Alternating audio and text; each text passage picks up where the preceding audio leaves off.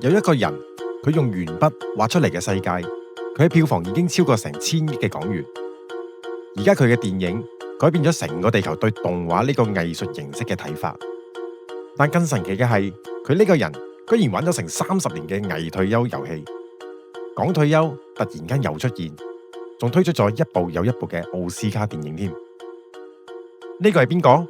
冇錯，佢就係日本動畫之父宮崎駿啦。但係今集要講嘅唔單止係佢嘅成功故事，而係講宮崎駿點樣用視覺改變人類想象邊界嘅傳奇。佢嘅品牌就係吉卜力工作室啦。如果你係第一次見到呢條片嘅朋友，歡迎你，我係 Roku。傳信世界呢個 channel 係專門拆解品牌背後嘅故事，帶你潛入佢哋嘅起源、血淚史。因為我哋相信每個品牌背後都有佢獨特嘅靈魂。如果你都中意呢類題材，快啲訂閱、like 同埋 share 俾3個朋友，等我哋一齊發掘更多嘅品牌故事啦。今集節目馬上開始。講起吉卜力，相信大家都唔會陌生噶啦，因為前排各大嘅 social media 掀起一股吉卜力風格嘅 AI 改圖熱潮。但係呢個名究竟係點嚟嘅呢？原來吉卜力 Ghibli 本身係意大利文嚟噶，嚟形容撒哈拉沙漠吹出嚟嘅一陣熱風，引申有吹起新風嘅意思嘅。二戰時期，意大利飛機製造商卡普羅尼 Caproni 出過一架偵察機叫做 Caproni Cat 309，就係以呢陣熱風嚟命名啦。Ghibli 咁樣同宮崎駿工作室個名究竟有咩關係呢？因為宮崎駿先生佢希望自己間公司可以為日本動畫界吹起一陣熱風咁嘅含義。後嚟日文嘅譯音本來應該更加接近 Ghibli， 但係好衰唔衰佢寫成咗 Ghibli。到佢發現咗寫錯之後，算啦，將錯就錯，個名就用到而家啦。於是就有我哋熟悉嘅吉卜力出現啦。1941年嘅1月5號，宮崎駿喺東京一個知識分子家庭出世噶。佢爸爸喺武藏野航空工作，曾經參與零式戰機嘅零件生產。佢媽媽係一位教育嘅工作者。你可以想象佢喺呢種家庭環境長大，根本就係戰後日本嘅縮影。工業起飛、科技嘅發展、教育嘅普及同埋社會嘅急速現代化。但係有趣嘅係，明明出世喺工業嘅世家，但係佢發現自己越嚟越討厭戰爭，越嚟越中意大自然。呢啲矛盾滲透住喺佢嘅作品入邊，好似風起了對飛機嘅夢想，天空之城佢對機械嘅浪漫，風之谷表達對環境嘅破壞，人類嘅慾望建立出嚟嘅文明，同時又破壞緊大自然。呢啲雙面性就係佢創作嘅核心啦。初出茅廬嘅宮崎駿，1963年佢加入咗東映動畫。嗰陣時日本動畫仲係一種新興行業嚟噶。佢日日對住幾千格嘅紙，一筆一筆咁畫，每秒只有12幀。乜嘢叫做幀呢？一幅靜態圖畫連播，利用人眼嘅殘留效應產生嘅動作，我哋會叫佢做每秒幾多幀，或者叫做幾多 frame。喺電影嘅標準就係24 frame，個 frame rate 越高，動作就越流暢。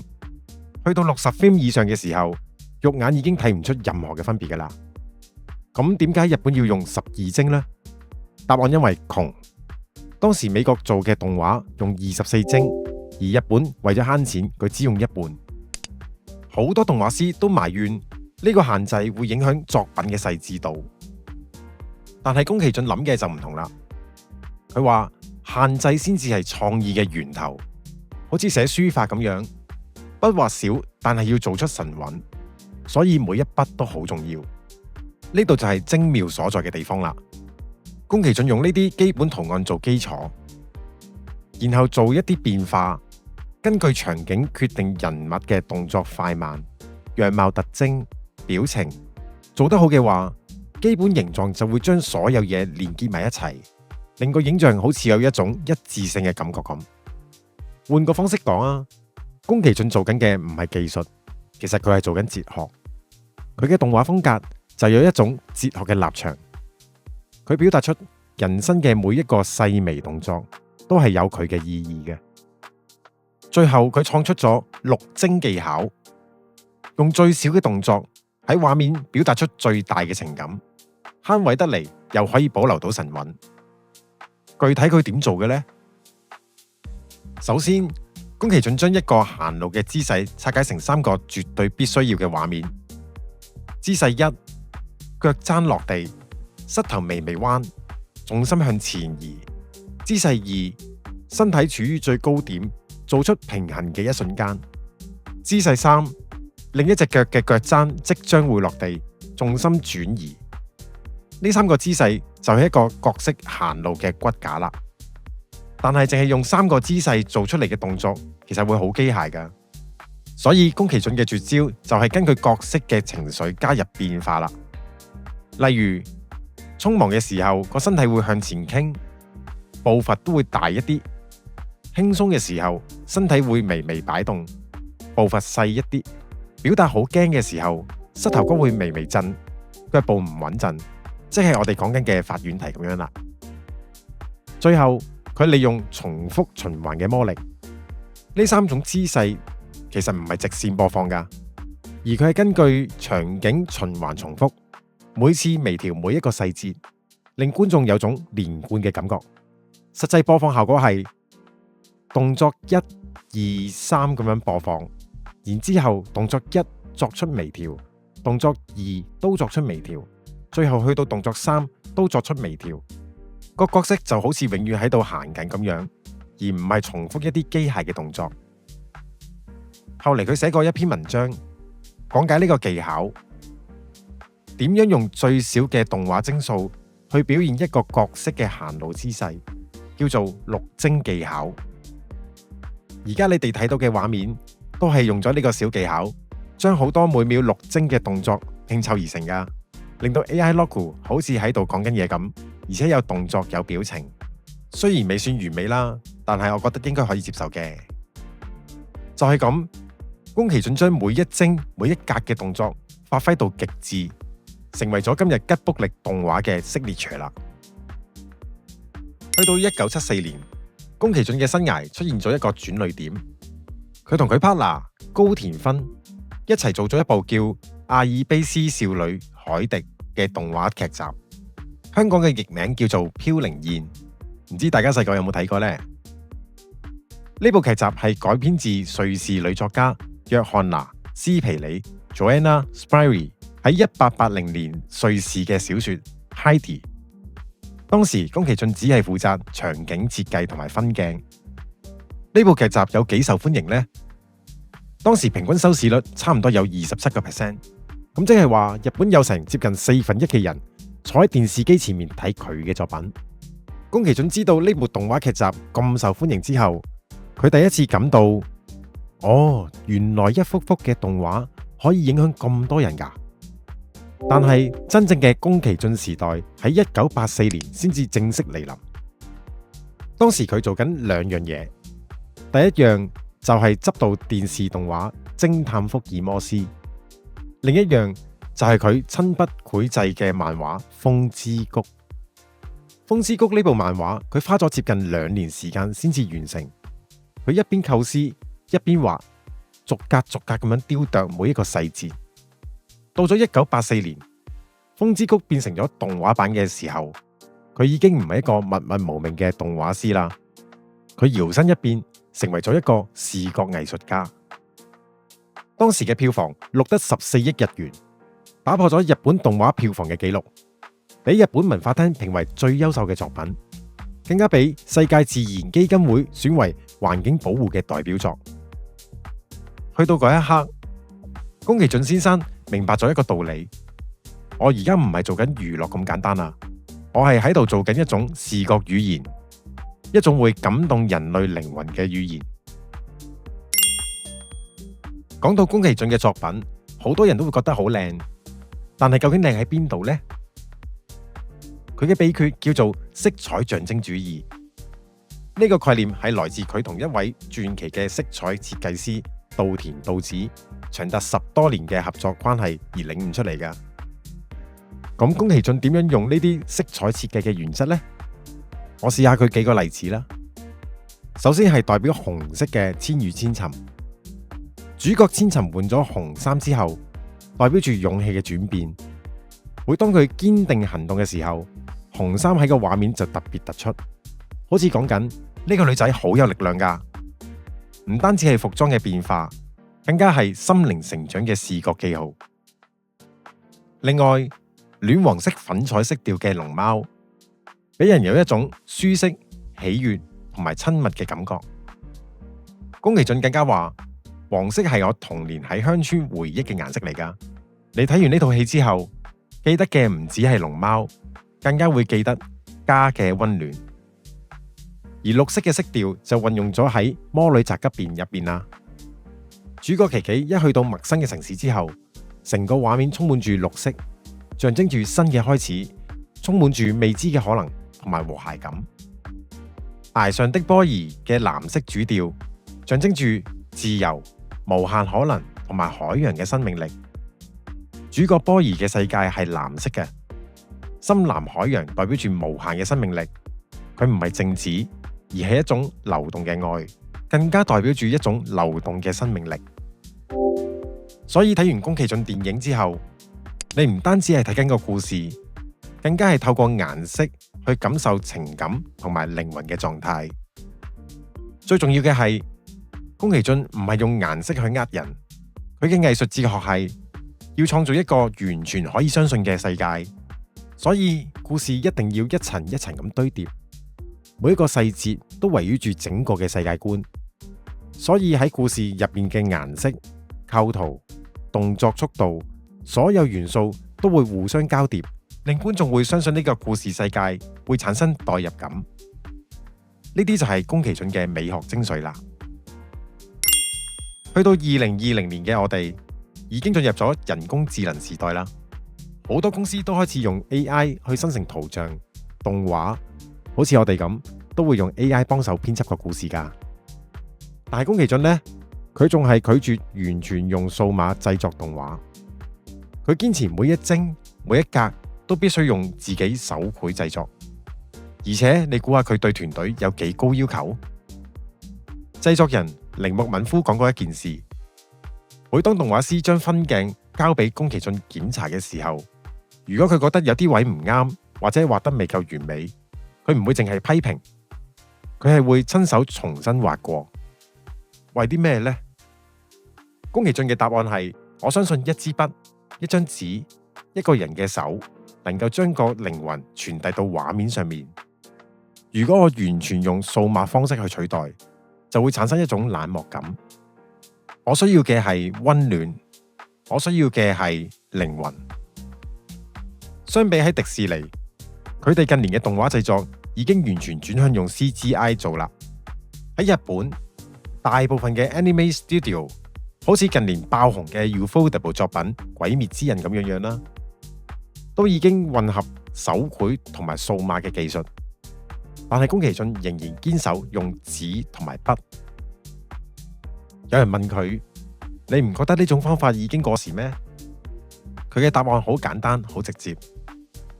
如果我唔堅持嘅話，邊個先至會堅持呢？呢種唔係技術上面嘅問題，而係一個藝術立場嘅問題。對於藝術創作嘅觀點嚟講，冇話邊種方式呈現先至係最好嘅，但係淨係呢一份嘅堅持，已經真係唔到你唔服啦。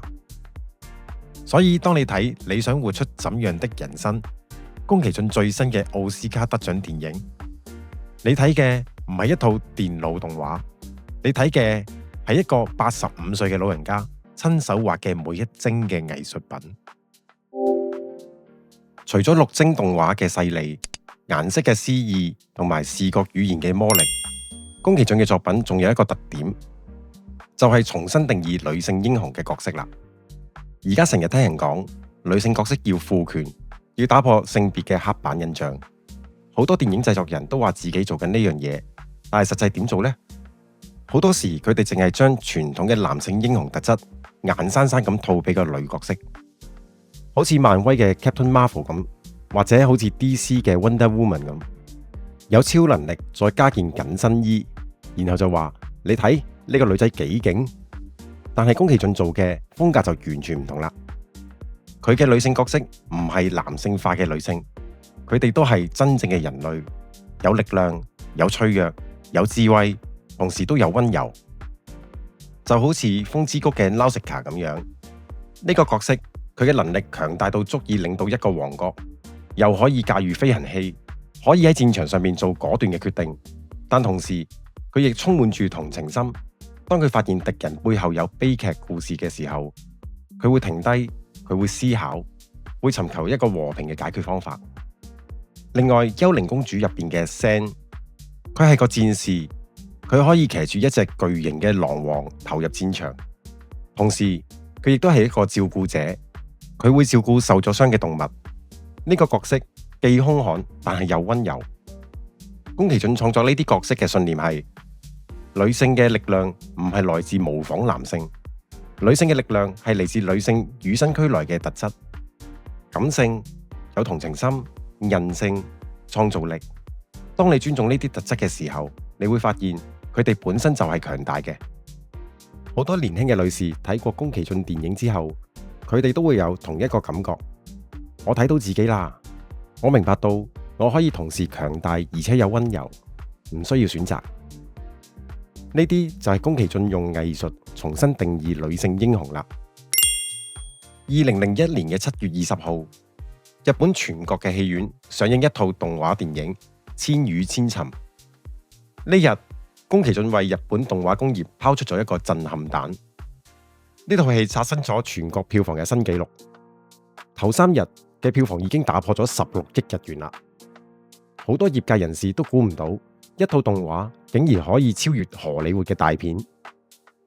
當時荷里活嘅《鐵達尼號》成為咗日本票房嘅王者時候，票房大約2億美元。宮崎駿就用一部動畫一嘢 KO 咗佢。過咗2年之後，2003年仲攞埋奧斯卡最佳電影動畫長片獎。佢係世界第一套非英語製作，而且係手繪動畫嘅奧斯卡得獎電影。咁仲未完，呢部電影用咗22個星期先至寫得喺日本嘅票房排行榜頭位落返嚟。最後，日本國內票房超過31億日元，即係差唔多3億美金。而全球票房嘅成績仲超過咗4億美金添。當宮崎駿上台拎獎嘅時候，佢講咗一句說話，我一直都好記得。呢個獎係獻俾所有努力過、受過傷但仍然擁有夢想嘅人。喺宮崎駿拎獎之前，荷里活製片人同埋啲評論家普遍都認為，動畫細路仔睇嘅嘢啫，一部認真嘅電影梗係要真人拍先得啦。但係《千與千尋》出現之後，呢個觀念完全粉碎。荷里活開始明白，原來動畫可以有成人嘅深度，動畫可以有文化嘅特色，動畫可以同樣打動人心。呢部電影去到中國重新上映嘅時候，2019年迪士尼同日上映嘅《玩轉極樂園2》，《千與千尋》嘅票房竟然係佢嘅2倍。宮崎駿將佢嘅世界觀同埋日本文化推廣到全世界，佢用筆改變咗全球對藝術嘅睇法。宮崎駿嘅動畫電影貫穿住一個核心主題，就係人類與大自然嘅關係啦。呢個觀點幾乎可以喺佢每一部作品入邊揾到嘅，尤其是1997年上映嘅《幽靈公主》。呢部作品係講述一個古老嘅森林正係受工業文明嘅威脅。故事入邊有2個陣營，一方係代表人類進步同埋工業化嘅 Lady Eboshi， 另一方就係象徵自由、靈魂同埋生態平衡嘅 Sen。最精彩嘅地方在於宮崎駿並冇將故事簡化成為人類錯、大自然啱咁嘅二元對立入邊，相反佢揭示咗一個更加真實、更加複雜嘅現實。人類嘅進步同埋環保之間可能永遠存在住衝突，但係我哋願意去改變、願意去聆聽嘅話，和諧依然可能係會出現嘅。呢套戲入邊個結局並冇一個勝利者， Sen 同埋 Ashitaka 仍然堅守各自嘅信念。Sen 繼續守護森林，阿斯塔卡選擇喺森林嘅邊緣繼續幫人類重建，佢哋並冇解決一切嘅問題，但係佢哋選擇肩負起各自嘅責任。呢種結局嘅力量，在於佢真實反映而家我哋嘅現實。世界上並冇一個完美嘅解決方案，只有不斷嘅努力同埋選擇。而宮崎駿所堅信嘅環保唔係一場戰役，而係一份長久嘅承諾。呢個理念亦都深深影響咗後來嘅世代，尤其是喺日本，好多年輕人就喺佢嘅作品陪伴之下，逐漸理解同大自然共存嘅價值。喺2013年，宮崎駿完成咗一部叫《風起了》嘅電影。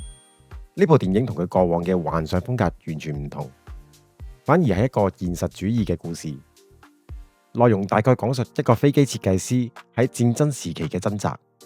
完成呢部作品之後，宮崎駿又一次宣布我要退休啦。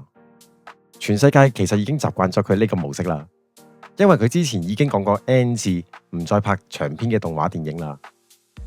90年代尾講過一次，2000年又講過一次，去到2008年崖上的波兒之後又話收山。今次去到2013年風起了，正式開記者會宣布退休添。但係點知2019年佢又啟動一個新嘅項目啦，叫做你想活出怎樣的人生。宮崎駿呢個時候已經76歲啦。咦，佢唔係話退咗休咩？呢部電影花咗佢8年嘅時間製作，當佢完成嘅時候，佢已經84歲啦。最終呢部電影喺2023年嘅7月上映，繼而喺2024年嘅3月再攞埋奧斯卡最佳電影長篇動畫獎添。你想活出怎樣的人生已經係宮崎駿第2次奧斯卡得獎作品啦。接近85歲嘅佢仲依然咁執着，同樣堅持佢嘅完美主義，同樣守護佢嘅手繪風格，繼續去創作。如果再聽到宮崎駿話退休嘅時候，唔使太在意啦，因為佢嘅答案係：當我完成一部電影作品嘅時候，我覺得自己已經講完我想講嘅嘢啦。但係幾年之後，新嘅想法又會出現，新嘅靈感又嚟，我冇辦法拒絕，因為創作本身就等於我嘅呼吸，停止創作就好似停止呼吸一樣。咁即係話退休係佢字典嚟講，只係一個講完嘢嘅意思。但係希望佢千祈唔好停止呼吸啦。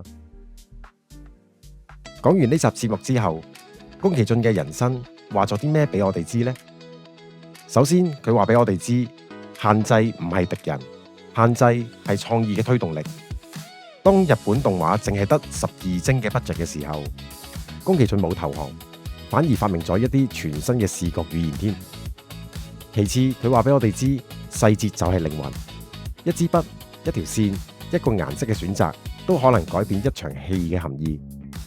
宮崎駿相信每一個筆畫、每一件事情嘅出現都有佢自己嘅價值。第三，佢話俾我哋知，力量唔係來自模仿其他人嘅，力量係來自做真正嘅自己。當成個行業開始用數碼動畫嘅時候，宮崎駿仍然堅持手繪。全世界都幫女性設定框架嘅時候，宮崎駿畫出嘅就係真實嘅女性。最後，佢話俾我哋知，永遠唔好停止進步。85歲仲可以攞奧斯卡獎，呢個唔係佢嘅好彩，而係因為宮崎駿從來冇停止過質疑自己、改進自己、再重新想象自己。所以如果你睇完《千與千尋》或者《龍貓》或者《幽靈公主》之後，感受到一種特別嘅感動，呢種感動唔只係來自故事嘅本身，佢係來自宮崎駿一生對藝術嘅執着。到咗而家，宮崎駿仲有冇新嘅項目進行緊呢？根據吉卜力工作室嘅副總裁講，宮崎駿又帶住新嘅創意概念嚟返工啦。咁即係話，好可能未來幾年，我哋仲有機會再次見到佢嘅新作品啦。去到呢度，我有個要求，希望下次你睇到宮崎駿電影嘅時候，唔好淨係睇佢嘅故事，試下感受佢嘅色彩，試下揾佢嘅signature動作，頭髮點樣豎起啊，眼神點樣轉動啊，試下理解佢點樣用一支筆改變成個世界。呢啲就係宮崎駿嘅傳奇故事啦。多謝你嘅時間。如果你都中意呢個品牌故事嘅話，歡迎訂閱、分享同埋喺下面評論欄度話俾我知你最中意邊部宮崎駿嘅作品啦。我係 Loku，我哋下集見。